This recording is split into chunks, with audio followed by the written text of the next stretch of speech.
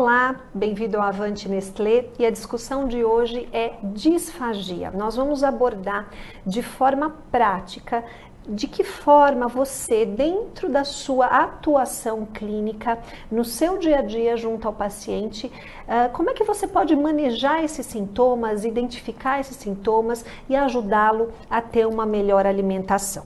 Então, a primeira coisa é que a gente faça uma pequena revisão do que é deglutição e do que é disfagia. Então, veja, aqui nós temos um modelo, uma simulação do processo, primeiro, normal de deglutição. No processo normal de deglutição, nós vamos ter alguns mecanismos que vão acontecer para proteger o paciente, para a comida não ir para a via aérea. Então, veja, nessa tomada, nós observamos aqui a língua fazendo um movimento ondulatório para trás. Nós vamos observar também o fechamento do palato mole para a comida não refluir e ir para o nariz e também uma contração desta musculatura que é a faringe, que também manda o alimento lá para o esôfago. E principalmente o fechamento da epiglote. A epiglote é uma cartilagem da laringe que vai se fechar toda vez que a gente engole. Aqui nós vamos observar o que acontece na disfagia. Então, existe uma falha nesse mecanismo de proteção e aqui o meio de contraste, veja, olha, o alimento foi para a via aérea, né? Foi aqui para a traqueia e, consequentemente, está caminhando, veja, para o pulmão, é o que nós chamamos de aspiração. Então, isso é o que acontece no mecanismo da disfagia. Então, nós podemos dizer que a tosse e o engasgo são os principais sintomas mais clássicos da disfagia. É lógico que nós temos outros também que o profissional da saúde deve se atentar, como por exemplo cansaço ao comer e principalmente o emagrecimento ao longo do processo de envelhecimento ou ao longo do seu tratamento com essa pessoa. É importante a gente dizer também que tosse e engasgo são sintomas muito importantes e que podem levar a pneumonias aspirativas sérias, né, que levam à hospitalização e também a pequenos quadros pulmonares que às vezes passam despercebidos. Então, todos esses sintomas são sintomas de alerta, são sinais de alerta para disfagia. Então, diante dessa abordagem, né, mais prática, eu trouxe para você aqui um caso clínico e a gente vai discutir um pouquinho as condutas com relação não só aos sintomas, mas também ao manejo da disfagia. Então, é uma paciente do sexo feminino, de 89 anos, e a queixa ela foi encaminhada pelo médico geriatra com uma queixa de dificuldade de se alimentar. Então, tanto a família quanto o médico, para esta paciente, negaram uma história de pneumonia aspirativa. Ela não só não tinha pneumonias, mas também não tinha quadros de secreção pulmonar frequente. Então, a questão pulmonar estava ok. Porém, o sinal de alerta para disfagia estava aqui. Havia uma perda de peso de 3 quilos nos últimos 2 meses, né? E uma dificuldade importante de aceitar a alimentação e aceitar a medicação devido a grandes períodos de sonolência e agressividade, né? Essa paciente era uma portadora da demência de Alzheimer há 6 anos, então esses sintomas são esperados, né? Quando não devidamente medicados, tratados, as sonolências e a agressividade a gente pode observar nesse tipo de paciente. Aqui a gente tem uma lista de medicações que ela era submetida, né? Omeprazol, memantina, quetiapina, entre outros.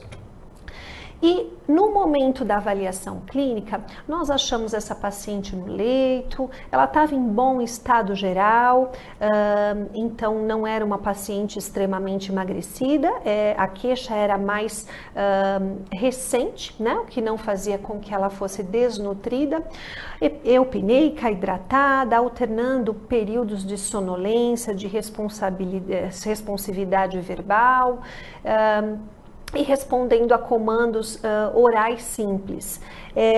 Ela era ecolálica, então toda vez que a gente pedia para ela, perguntava alguma coisa para ela, ela respondia com a mesma palavra, né? Repetindo a mesma palavra. Ela era desorientada no tempo e no espaço, cadeirante, dependente para todas as atividades de vida diária, e ela tinha uma ausculta cervical e pulmonar negativas, pressão arterial e saturação dentro dos limites dos padrões da normalidade. O fonoaudiólogo, quando vai fazer uma avaliação, além desses dados gerais, nós vamos fazer a primeira parte da avaliação clínica, que nós chamamos de avaliação estrutural, que é o exame das estruturas envolvidas na deglutição. Então, o que nós observamos aqui?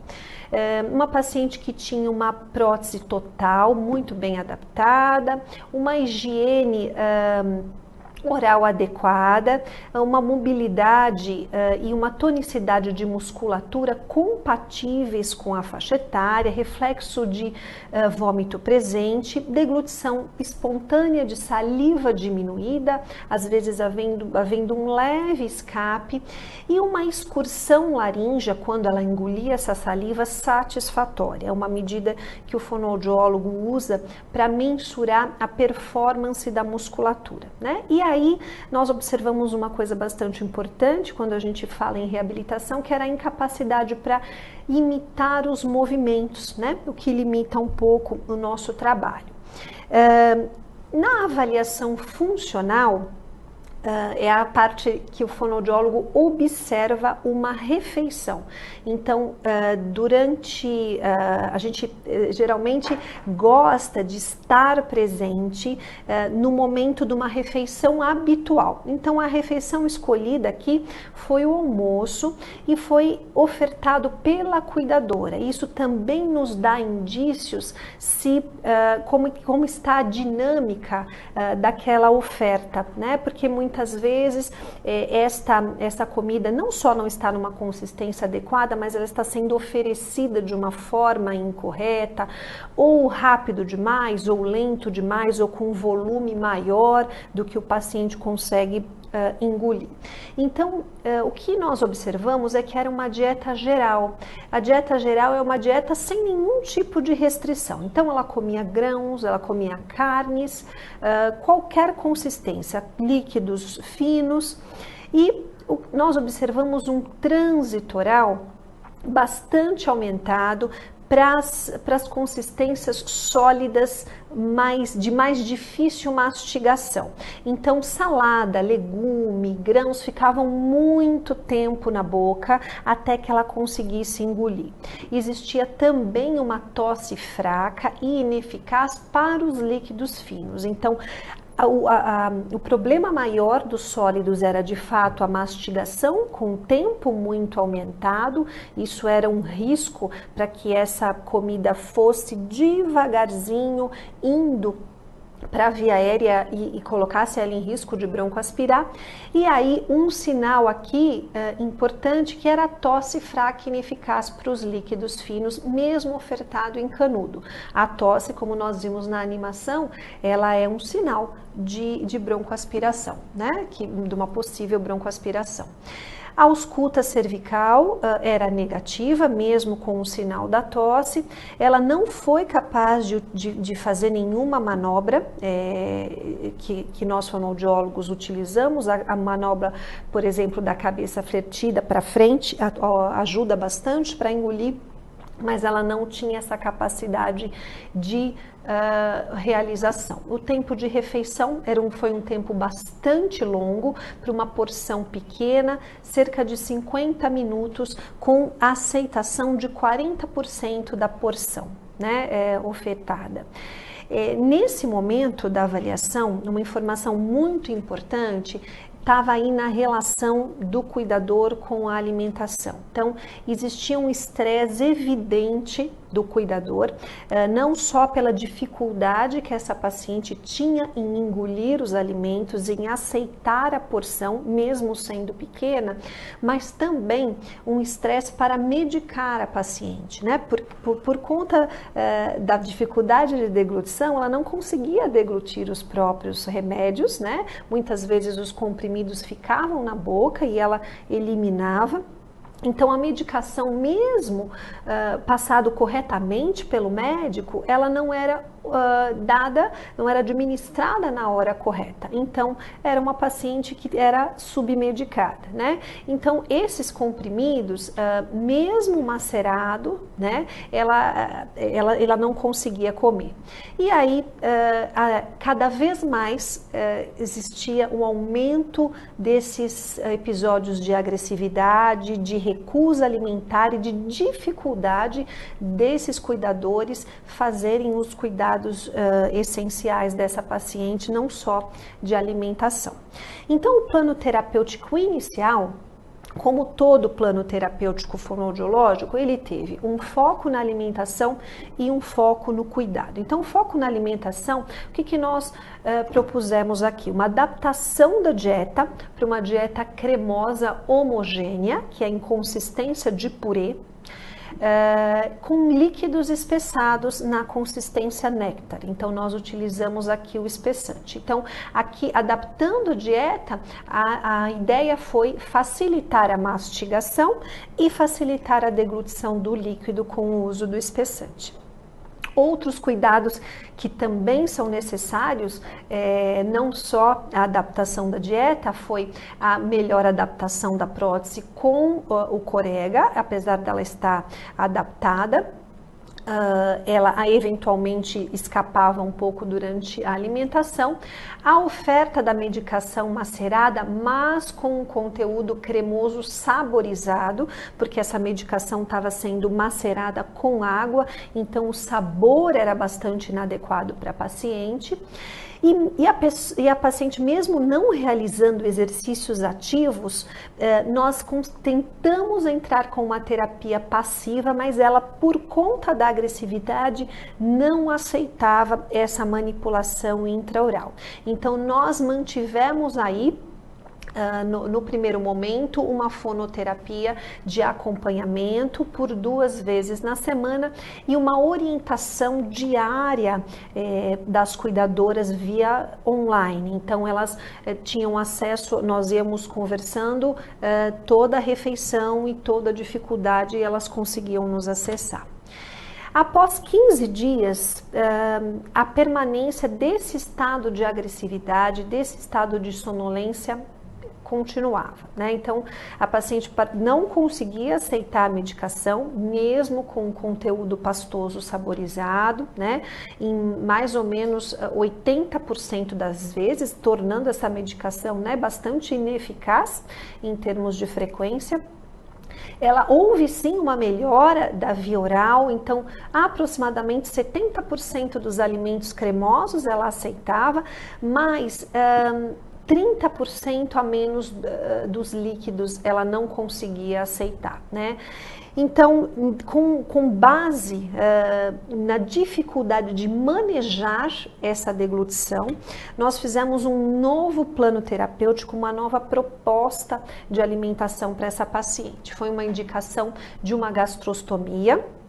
Fizemos o esclarecimento dessas cuidadoras e, sobretudo, da família, da necessidade da via alternativa de alimentação e permanecemos com a dieta via oral nessas consistências cremosas e líquidos espessados quando a paciente estivesse calma e acordada, né? Aí mantivemos então a medicação e a hidratação via gastrostomia e um acompanhamento semanal após a gastrostomia para treino de via oral e manutenção da orientação das cuidadoras. Após 30 dias, essa paciente praticamente apresentava ausência desses períodos de agressividade e uma melhora muito importante do período de sonolência. Bastante provavelmente porque essa paciente foi medicada da maneira correta, né? Não que ela não tivesse o remédio correto, mas ela não conseguia ingerir essa medicação de uma forma adequada, né? Ela conseguiu retomar a fisiomotora porque permitia, né, que a terapeuta fizesse os exercícios com ela.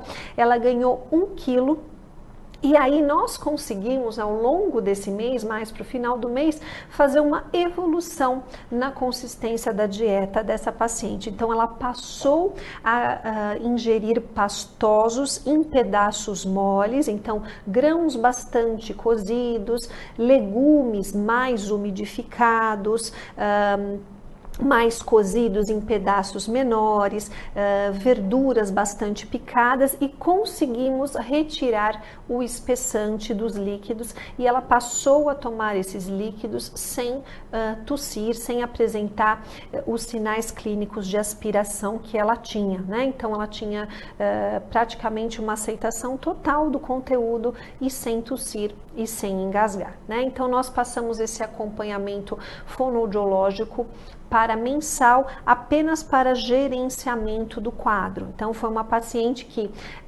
até hoje recebe a hidratação, a medicação via GTT e a alimentação, na grande maioria das refeições, via oral. Foi uma alimentação, um caso de alimentação mista com bastante sucesso, né? Então, veja, de que forma você, dentro da sua prática clínica, poderia pensar na alimentação visando diminuir os riscos de broncoaspiração e proporcionar uma alimentação eficiente em termos nutricionais também para o seu paciente. Então, veja, eu gosto sempre de utilizar dois focos numa linha de cuidados fonoaudiológicos que podem ser facilmente aplicados em qualquer ambiente, em qualquer cenário de atuação. Então, o primeiro é o foco na alimentação e o outro é o foco no cuidado. E aí a gente vai observar. A via alimentar desse paciente, será que é uma via alimentar que está adequada para ele? Logicamente que quem faz essa avaliação geralmente é o fonoaudiólogo, mas a gente pode ter não só uma via oral exclusiva ou uma via interal exclusiva, mas a gente pode ver, como nós demos o exemplo com o caso clínico, de um caso de sucesso de uma via mista de alimentação. Então, com relação ao foco na alimentação, a gente tem a via alimentar e também a consistência da dieta. Para que as consistências fiquem de forma mais facilmente de serem compreendidas, a gente, dentro da área da disfagia, tem muitas descrições de consistência de dieta.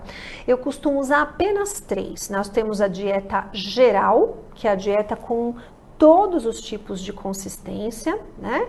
Líquidos, sólidos, grãos, frutas, folhas, e a dieta cremosa, que é exatamente o contrário da dieta geral, é a dieta que existe o pastoso homogêneo. Então, você oferta tudo isso que eu falei, mas tudo batido em consistências que não tenham resíduos, né? Tudo em consistência de purê, consistência cremosa. Entre essas duas, nós podemos ter uma dieta intermediária que, dentro da instituição que você trabalha ou dentro da casa do seu paciente, vai ser aquela dieta que tem os grãos um pouco mais amolecidos, os legumes picados e bem cozidos, né? Que são comidas de mais fácil mastigação. Então, nós chamamos essa dieta de intermediária, né? O que facilita muito a dieta intermediária é sempre ofertar, junto com esses grãos mais amolecidos e legumes e carnes picadas e desfiadas, é ofertar uma porção de cremoso, de purê, para que o bolo alimentar seja mais fácil feito, construído dentro da cavidade oral e deglutido. Tá? Além disso, na consistência da dieta, você pode observar se o seu paciente está engolindo bem os líquidos, né? Se ele tem condição de manter os líquidos finos ou se esses líquidos podem ser espessados, né? Então, para cada um, nós vamos observando esses critérios que vão nos cercar de cuidados com relação à disfagia. Isso é muito clássico, né? Dentro de todas as instituições, a gente tem muito esse cuidado com as consistências e com as vias alimentares. O que muitas vezes as pessoas esquecem são as outras coisas que também interferem no processo de deglutição. Por exemplo, o posicionamento, né? Então, o posicionamento é importante que alguém seja responsável se o seu paciente não conseguir realizar o posicionamento correto, né? Todo mundo sabe que para comer a gente tem que ficar sentado, né? Mas quem vai ser responsável por posicionar esse paciente? Então, essa pessoa ela tem que ser nomeada dentro da equipe. Então, alguém vai lá e vai posicionar o paciente corretamente para realizar a refeição. Então, a gente sempre, na linha de cuidados, a gente vai dizer se o auxílio é total, se ele é totalmente dependente para isso, ou se ele tem apenas precisa de um pequeno auxílio, né? Ou não alguém que fique ali o tempo todo para posicioná-lo, ou se ele não precisa de nenhum tipo de auxílio. Com relação a dependência alimentar é também uma forma muito esquecida, né, diante da linha de cuidados, né? Nas instituições, geralmente, nós temos o hábito de ofertar a comida para o paciente, esquecendo que ele tem a capacidade de comer sozinho. Então, isso é uma coisa que a gente tem que ter bastante atenção. Se ele tem essa condição cognitiva de comer sozinho, se ele tem a condição motora, se ele não fadiga para se alimentar sozinho, vamos deixá-lo comer, tá? Mas assim como o posicionamento, eu preciso verificar quem na equipe vai determinar, vai auxiliar o paciente nesse cenário da alimentação, posicionando e ofertando ou não as questões, né? Ofertando ou não as consistências e as refeições. Mais uma vez, nós temos aqui uma outra coisa que a gente sempre esquece, que é a higiene oral, né? Então, resíduos alimentares dentro da boca podem ser broncoaspirados depois. Então, mais uma vez, essa higiene oral, quem vai fazer essa higiene? O paciente consegue fazer essa higiene sozinho, tá? Só ainda mais uma ressalva, essas três, né, são 3 itens muito importantes e que geralmente precisa ter um profissional nomeado para ou fazer para o paciente ou gerenciar isso para o paciente, inclusive para voltar, por exemplo, o paciente para o decúbito. Geralmente os pacientes adoram almoçar e tirar um cochilo, então quando que a gente pode fazer isso? Já deu o horário? 30, 40 minutos depois, aí essa mesma pessoa vai reposicionar o paciente para poder descansar. Mais algumas outras medidas que têm tudo a ver com o manejo da deglutição, mas as pessoas esquecem. As medidas de controle xerostômico, então pacientes que têm uma cialorreia muito grande, então é necessário alguma medida? Se sim, se a gente não consegue manejar isso, a gente discute com a equipe médica qual medicação, qual medida de intervenção para controlar o excesso de saliva, né? Porque não só os pacientes que comem podem aspirar, os pacientes também em dieta interal exclusiva podem broncoaspirar a própria saliva. Em termos de volume, né, se essas medidas de controle xerostômico não estiverem muito bem delineadas, e também a higiene oral mal feita, né, porque uma saliva infectada pode também gerar broncoaspiração. E aí os 2 últimos aspectos, os aspectos cognitivos da alimentação, que são muito esquecidos, né? Como é que esse paciente se alimenta melhor? O ambiente, ele tem que ser controlado, então eu tenho que deixá-lo num ambiente mais calmo, eu tenho que controlar o volume da colher que ele possa que ele tem que comer, eu tenho que dar uma ordem para que ele engula, enfim, o que para aquele paciente é bom. Agora, tem paciente, por exemplo, que precisa de um ambiente mais um ambiente mais agitado, um ambiente que possa ter outras pessoas acontecendo, né, ou outras coisas acontecendo no ambiente, para que ele não fique sonolento e consiga comer todas as consistências e comer com segurança, tá? E aí a gente vai também verificar a necessidade ou não de treino de ordens, né? De comando, de treino de manobra, e aí vai nesses aspectos aí cognitivos da alimentação, tá?